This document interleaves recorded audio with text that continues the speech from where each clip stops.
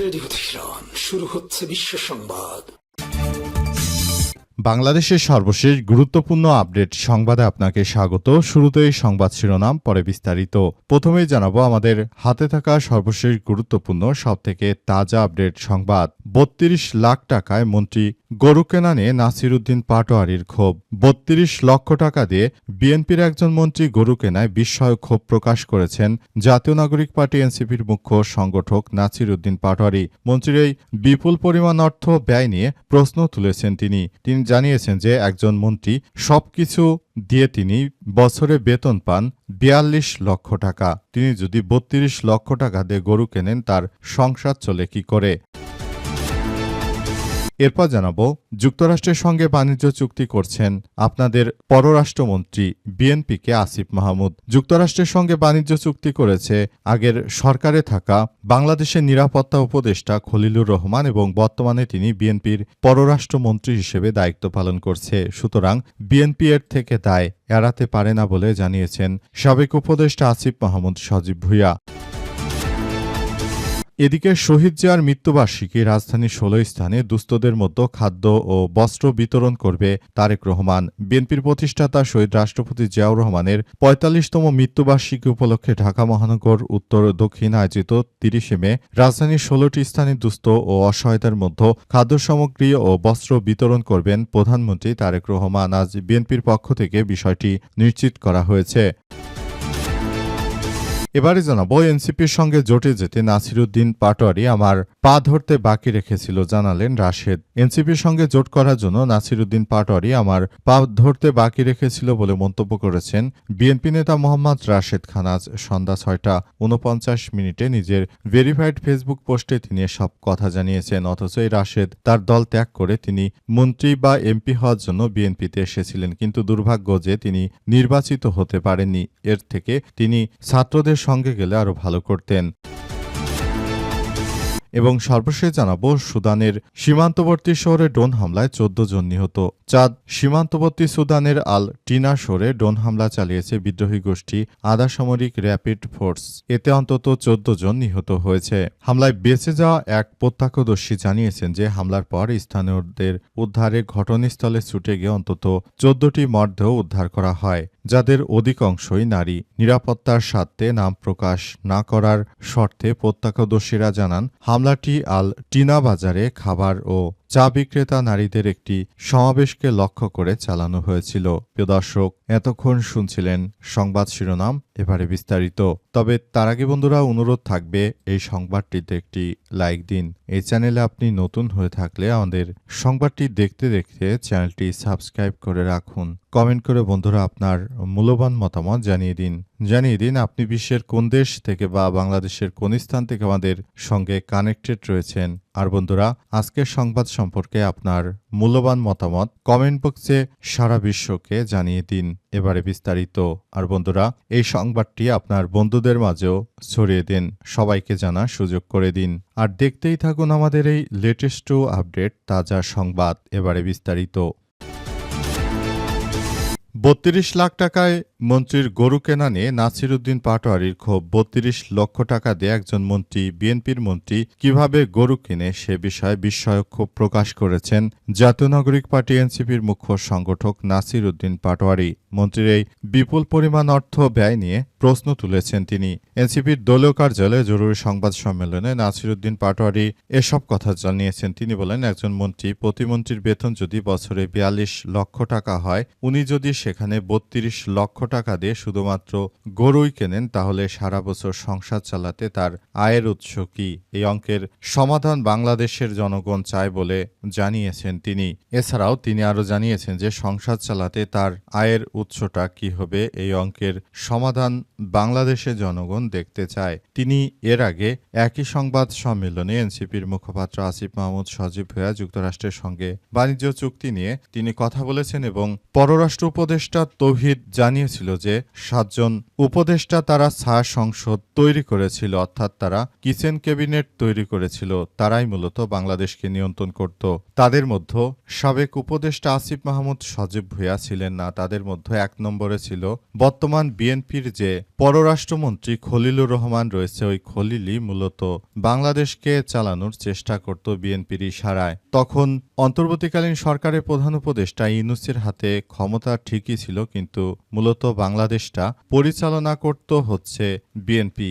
এখনও বিএনপি পরিচালনা করছে। মূলত শেখ হাসিনা ক্ষমতা ছেড়ে যাওয়ার পর থেকেই বাংলাদেশের সব জায়গায় আষ্টেপৃষ্ঠে জড়িয়ে রেখেছে বিএনপি। মূলত তাদের উদ্দেশ্য হচ্ছে তারা সারা দেশ জুড়ে আরেকটি অরাজক পরিস্থিতি তৈরি করতে চায়। তারাও একইভাবে আওয়ামী লীগের মতো একটি স্বৈরতন্ত্র প্রতিষ্ঠিত করতে চায়। সুতরাং তাদের ব্যাপারটি নিয়েও সবাইকে সতর্ক করেছে নাসির উদ্দিন পাটোয়ারি। তিনি আরও জানান, সবাইকে বলবো ভাই ও বোনেরা, আপনারা এদের ষড়যন্ত্র থেকে নিজেদের রক্ষা করার উদ্দেশ্যে কাজ করুন। তারা একজন মন্ত্রী বছরে তার সব কিছু দিয়ে সরকারের কোষাগার থেকে তিনি মাত্র 42 লক্ষ টাকা বেতন পান। তাহলে কি করে তিনি 32 লক্ষ টাকা দিয়ে তিনি শুধু গরুই কিনেছেন? তাহলে এত টাকা তিনি কোথায় পেলেন? সারা বছর তিনি সংসার কি বাড়ির থেকে টাকা নিয়ে চালান নাকি? তাহলে তার মন্ত্রী হওয়ার দরকার ছিল কি? এমন কথাই আসলে নাসির উদ্দিন পাটোয়ারি তিনি জানিয়েছেন এবং তিনি বলেন, মূলত এমন আশ্চর্যজনক ঘটনা শুধুমাত্র বিএনপির আমলেই হয়। 2001 থেকে 2006 সাল পর্যন্ত তারা এমনিতে দুর্নীতিতে 5 বারের বিশ্ব চ্যাম্পিয়ন হয়নি বলে জানান নাসির উদ্দিন পাটোয়ারি। যুক্তরাষ্ট্রের সঙ্গে বাণিজ্য চুক্তি করেছে আপনাদের পররাষ্ট্রমন্ত্রী খলিল, বিএনপিকে আসিফ মাহমুদ। যুক্তরাষ্ট্রের সঙ্গে প্রফেসর ডক্টর ইউনূসের যে বাণিজ্য চুক্তি এবং এটি নিয়ে অনেকেই নানাভাবে প্রশ্ন তুলেছে। এবার সে বিষয়টি নিয়ে মুখ খুলেছেন সাবেক উপদেষ্টা আসিফ মাহমুদ সজীব ভুঁইয়া। তিনি জানিয়েছেন যে আসলে বিষয়গুলো আমরা দেখতে পাচ্ছি এবং এগুলো ডক্টর ইউনূসের এক ধরনের সন্ত্রাসী কর্মকাণ্ড। ডক্টর ইউনূসের সন্ত্রাসী কর্মকাণ্ড বলে যারা আমেরিকার সঙ্গে এই বিষয়গুলো নিয়ে ডক্টর ইউনূস এবং আমাদের সঙ্গে যোগসাজশ রয়েছে বলে বলছেন, তাদের উদ্দেশ্য করে বলতে চাই যে আপনাদের বিএনপির বর্তমান যিনি পররাষ্ট্রমন্ত্রী রয়েছেন খলিলুর রহমান, তিনি মূলত যুক্তরাষ্ট্রের সঙ্গে বাংলাদেশের এই ধরনের একটি চুক্তি করে দিয়েছেন, আর সেই খলিলকেই আপনারা এখন ক্যাবিনেটে রেখেছেন। এটি হচ্ছে বিএনপির এই কার্যক্রম। বিএনপিকে বলতে চাই, আপনারা এটাই যদি করতে চান তাহলে সেটি আমাদের সবার জন্য অনেক বড় ধরনের ক্ষতির সম্মুখীন হতে হচ্ছে। বিষয়গুলো নিজেদের বড় নেতাকে জিজ্ঞেস করুন, আপনাদের প্রধানমন্ত্রীকে জিজ্ঞেস করুন যে খলিলকে কেন অন্তর্বর্তীকালীন সরকারের উপদেষ্টা থেকে তাকে আপনাদের টেকনোক্র্যাট কোটায় পররাষ্ট্র মন্ত্রী হিসেবে আপনারা রেখেছেন। সেই প্রশ্ন তুলেছেন সাবেক এই উপদেষ্টা আসিফ মাহমুদ সজীব ভুঁইয়া। তিনি বলেন, কথা বলার আগে স্পষ্টভাবে বলতে চাই যে যারা জানিয়েছিলেন যে কিচেন ক্যাবিনেট, অর্থাৎ যেখানে ছায়া মন্ত্রিপরিষদ বিভাগ বা অর্থাৎ মাত্র 7 জন উপদেষ্টা মিলে রাষ্ট্র সবকিছু ঠিক করত, পররাষ্ট্র উপদেষ্টা তৌহিদ হোসেন গতকাল সব তথ্য জানিয়েছে। সেখানে 7 জনের মধ্যে আসিফ মাহমুদ ছিলেন না বলেও জানান তিনি। রাজধানীর 16 স্থানে দুস্থদের মধ্যে খাদ্য ও বস্ত্র বিতরণ করবেন প্রধানমন্ত্রী তারেক রহমান। বিএনপির প্রতিষ্ঠাতা শহীদ রাষ্ট্রপতি জিয়াউর রহমানের 45তম শাহাদাত বার্ষিকী উপলক্ষে ঢাকা মহানগর উত্তর ও দক্ষিণ আয়োজিত 30শে মে শনিবার রাজধানীর 16টি স্থানে দুস্থ ও অসহায়দের মধ্যে খাদ্য সামগ্রী ও বস্ত্র বিতরণ করবেন প্রধানমন্ত্রী তারেক রহমান। বিএনপির মিডিয়া সেলের সদস্য সাইরুল কবির খান জানান, ঢাকা মহানগরে 15টি সংসদীয় আসন এবং বিএনপির স্থায়ী কেন্দ্র অফিস সামনে সহ মোট 16টি স্থানে এসব খাদ্য ও বস্ত্র বিতরণ করবেন বিএনপির চেয়ারম্যান। এছাড়াও সুপ্রিম কোর্ট আইনজীবীর আয়োজনে প্রতি বছরের মতো এবারও মিলাদ ও দোয়া আয়োজন করা হয়েছে। নির্ধারিত প্রতিটি স্থানে আইনজীবীদের আয়োজনে প্রতি বছরের মতো এবারও মিলাদ ও দোয়া খাবার বিতরণ করা হবে। নির্ধারিত প্রতিটি স্থানে জাতীয় সংসদ সদস্য ছাড়াও মন্ত্রিপরিষদ ও বিএনপির অঙ্গ সহযোগী সংগঠনের নেতাকর্মীরা সেখানে উপস্থিত থেকে তারাও খাবার দাবার খাবেন এবং তারা দুস্থদের মধ্যে খাবার বিতরণ করবেন বলে বিএনপির পক্ষ থেকে এমন কার্যক্রম হাতে নেওয়া হয়েছে। মূলত আগামী ঈদকে সামনে রেখে বিএনপি চায় দেশের মধ্যে একটি সুন্দর ও সমৃদ্ধির একটি পরিবেশ নিশ্চিত করে তারা মূলত যারা দুস্থ রয়েছে তাদের পাশে দাঁড়াতে চায়। বিএনপি তারেক রহমানের নির্দেশে মূলত এই কার্যক্রমগুলো পরিচালিত হচ্ছে। তারেক রহমান দেশে আসার পর তিনি শহীদ প্রেসিডেন্ট জিয়াউর রহমানের মতোই বাংলাদেশকে আগলে রাখার চেষ্টা করছেন, যদিও তার দলের মধ্যে অনেক দুর্বৃত্তকারী রয়েছে, সেগুলোকেও চিহ্নিত করা প্রয়োজন। এনসিপির সঙ্গে জোটে যেতে নাসিরুদ্দিন আমার হাতে পায়ে ধরতে বাকি রেখেছিল বললেন রাশেদ খান।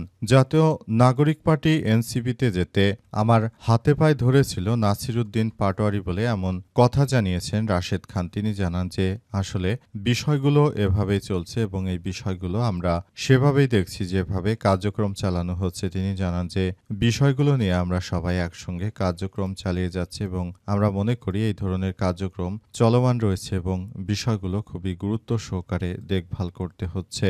আমরা মনে করি বর্তমান সময়ে যে ধরনের কার্যক্রম চলছে সেই কার্যক্রমগুলো আসলে কোনোভাবেই গ্রহণযোগ্য হতে পারে না। সারা দেশ জুড়ে এই সন্ত্রাসী কার্যক্রমগুলো যেগুলো চলমান রয়েছে সেগুলো আসলে কোনোভাবে গ্রহণযোগ্য হতে পারে না। তারা যদি এভাবে এই ধরনের সন্ত্রাসী কার্যক্রম চালায় সেটি মেনে নেওয়া হবে না। রাশেদ খান আরও জানিয়েছেন যে আমি বলতে চাই বিষয়গুলোকে খুবই গুরুত্ব সহকারে দেখতে চাই এবং আমি বলতে চাই আপনাদের সবাইকে এই বিষয়গুলো অত্যন্ত গুরুত্ব সহকারে দেখভাল করতে হবে। যদি মনে করেন যে এটি আমাদের সবার জন্য ভালো কিছু বয়ে আনছে তাহলে আগামীতে জাতীয় সংসদ নির্বাচনে আমরা একসঙ্গে কাজ করব, কিন্তু আপনারা জামাতের সঙ্গে যোগ দিয়ে মূলত নিজেদেরকেই আপনারা নস্যাৎ করে দিয়েছেন। সুতরাং আপনাদের এই বিষয়গুলো নিয়ে কার্যক্রম দেখভাল করতে হবে বলে জানান তিনি এবং তিনি আরও জানান বিষয়গুলো খুবই গুরুত্ব সহকারে দেখতে হচ্ছে এবং এটি আমরা সবাই একত্রে কার্যক্রম চালাতে চাই।